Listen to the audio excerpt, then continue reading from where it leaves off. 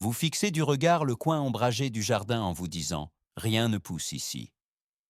Mais que se passerait-il si c'était précisément là que vous attendez vos récoltes les plus fiables? Pourquoi certains légumes s'accommodent-ils de seulement quelques heures de soleil, alors que d'autres abandonnent immédiatement? Et pourquoi un excès de chaleur peut-il parfois faire plus de mal qu'un manque de lumière? À cela s'ajoute un second problème. Beaucoup sèment directement à l'ombre et s'étonnent de la lenteur de la germination. Restez avec nous car nous commençons tout de suite avec le top 1 et la robuste blette. Top 1 est la blette le bourreau de travail pour les coins ombragés, si vous voulez récolter régulièrement malgré le peu de soleil. Elle s'accommode étonnamment bien d'une lumière plus douce et agit presque comme une plante vivace.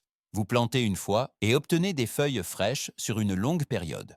Le point le plus important est la récolte. Prenez des ciseaux, ne coupez que les feuilles extérieures et laissez le cœur au milieu, car c'est précisément de là que la plante repousse de manière fiable. Si vous prenez régulièrement quelques feuilles au lieu de tout d'un coup, elle restera productive longtemps. Lors du semis, il y a un moment de révélation typique. Ce qui ressemble à une seule graine est souvent un agglomérat de graines. C'est pourquoi deux plantules ou plus peuvent apparaître dans un trou. Vous pouvez éclaircir pour garder la plante la plus vigoureuse ou en laisser deux si vous avez de la place.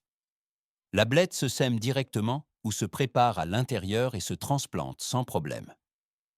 Elle résiste au froid. L'emplacement ombragé ne la stresse guère. Et les variétés allant du rouge à l'arc-en-ciel apportent de la couleur au potager. Ainsi, l'ombre ne devient pas une excuse, mais une source de récolte sûre. Top 2. La salade à couper.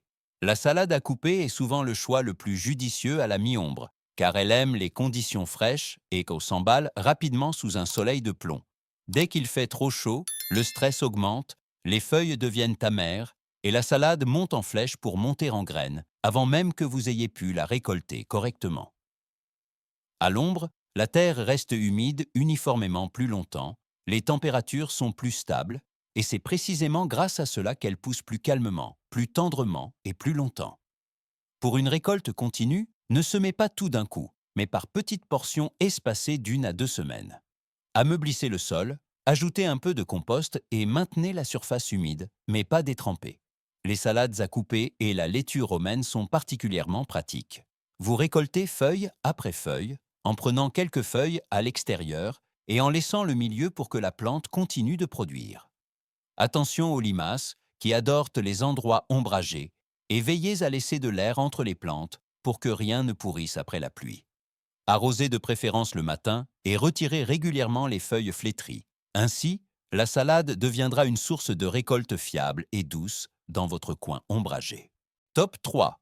L'endive et l'escarole. L'endive et l'escarole sont deux parentes de la salade, robustes, qui poussent de manière étonnamment fiable à la mi-ombre, précisément quand la laitue classique réagit avec sensibilité. Leur grand avantage est la stabilité. Elles supportent bien les températures fraîches, forment des rosettes vigoureuses et fournissent des feuilles structurées qui ne s'affaissent pas immédiatement en cuisine. Dans les zones plus ombragées, elles restent souvent récoltables plus longtemps car elles subissent moins de stress thermique et ne montent pas aussi vite en fleurs. Donnez-leur un sol meuble, riche en nutriments, capable de retenir l'humidité sans créer de stagnation d'eau. Arrosez moins souvent mais en profondeur pour que les racines s'enfoncent davantage. Si vous voulez l'endive plus douce, vous pouvez lier les feuilles extérieures ou couvrir le milieu pour que le cœur s'éclaircisse et soit moins amer.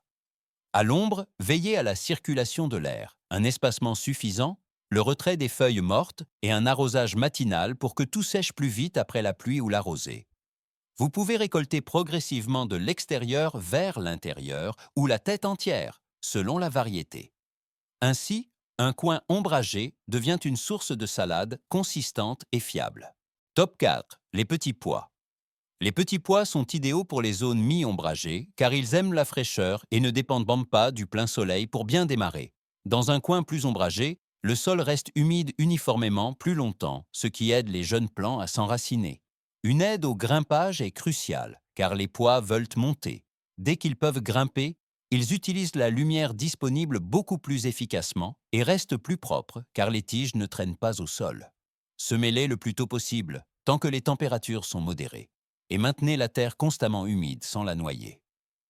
À l'ombre, trop d'humidité peut vite devenir un problème. C'est pourquoi un sol meuble, du compost et un bon drainage sont particulièrement importants. Récoltez régulièrement. Plus vous cueillez, plus la plante produit de nouvelles fleurs et gousses. Si vous laissez les gousses trop longtemps, le pois passe en mode maturation des graines et produit nettement moins. Bonus, les pois fixent l'azote et améliorent le sol, ce qui aide aussi les cultures suivantes. Veillez à laisser assez d'espace et d'air pour éviter les champignons dans les zones humides et arroser de préférence le matin. Ainsi, un emplacement mi-ombragé devient un coin de dégustation frais et productif. Top 5. Les radis. Les radis sont parfaits pour les plates-bandes mi-ombragées car ils poussent vite, sont peu exigeants et réussissent souvent même mieux avec moins de soleil. En plein soleil et sous la chaleur, ils deviennent facilement trop piquants, ligneux ou éclatent, car le sol s'assèche trop vite. À l'ombre, l'humidité est plus stable, ce qui garantit des radis tendres et croquants, avec une forme régulière. L'astuce est le semis échelonné. Semez un petit rang toutes les 1 à 2 semaines au lieu d'une énorme quantité d'un coup. Ainsi, vous récoltez en continu et évitez que tout ne devienne trop mûr en même temps. Les radis aiment une terre meuble sans fumier frais, sinon ils produisent même souvent trop de feuilles, et le bulbe reste petit. Maintenez le sol humide, mais pas détrempé, car les phases de sécheresse suivies d'arrosage massif font éclater les bulbes. Éclaircissez les plantules à temps pour que chaque plante ait de la place. Récoltez dès que la taille est atteinte, car s'ils restent trop longtemps, ils deviennent spongieux. Même le verre est utilisable. Les jeunes feuilles vont en salade ou en pesto. Un coin ombragé vous offre ainsi un succès visible en peu de temps. Top 6. L'épinard. L'épinard est un classique de l'ombre car il aime la fraîcheur et reste tendre plus longtemps à la mi-ombre. En plein soleil, il monte vite en graines, devient amer et sa saison est finie avant d'avoir pu récolter correctement. À l'ombre, il pousse plus tranquillement, forme des feuilles juteuses et offre une fenêtre de récolte plus large. Semez-le dans une terre meuble et riche et maintenez la surface humide pour que la germination ne bloque pas. Surtout par temps frais. L'épinard peut démarrer lentement, mais une fois établi, il produit de manière fiable. Récoltez intelligemment. Prélevez les feuilles extérieures ou coupez au-dessus du cœur pour qu'il repousse. À l'ombre, la circulation de l'air est importante car l'humidité favorise les maladies. Laissez de l'espace, retirez les feuilles abîmées et arrosez le matin pour que le feuillage sèche. Pour prolonger la récolte, semez par étapes pour que tout ne soit pas mûr en même temps. L'épinard est extrêmement polyvalent, jeune en salade, plus grand à la poêle, et il reste pratique même congelé. Ainsi, un manque de soleil se transforme en une récolte d'épinards fraîche et fiable. Top 7. Les pommes de terre. Les pommes de terre surprennent en tant que culture d'ombre, mais elles fonctionnent à la mi-ombre, surtout si vous voulez une récolte fiable et pas forcément le rendement maximal. Le sol est déterminant, meuble, profond et bien drainé pour que les tubercules se développent sans pourrir dans l'humidité. Utilisez de préférence des plants pré-germés pour un démarrage plus rapide et une utilisation efficace de la lumière. Butez systématiquement dès que les tiges poussent pour protéger les tubercules de la lumière et stabiliser l'humidité. Dans les zones ombragées, la terre reste fraîche plus longtemps, un atout en été, mais attention à la stagnation d'eau.